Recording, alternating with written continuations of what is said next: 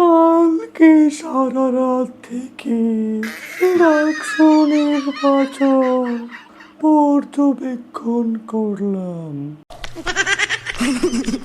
পুরোটা সময়ে ভোট পেয়েছে শেখ হাসিনা, আর বিজয়ী হলো পাকিস্তানি সাদিক খায়ের।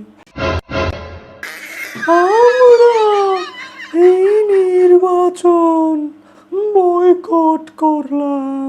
আমাদের আপা শেখ হাসিনা বিপুল ভোটে জয়লাভ করেছে। শেখ হাসিনা সরকার ঘরে ঘরে দরকার। জয় বাংলা, জয় বাংলা, জয় বঙ্গবন্ধু। আরে বাড়া রাইতে হয় না।